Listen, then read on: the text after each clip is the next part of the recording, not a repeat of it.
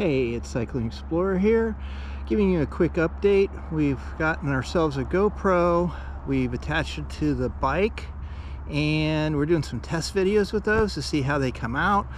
After this, there'll be just a little snippet of one of about 6 different positions I've tried.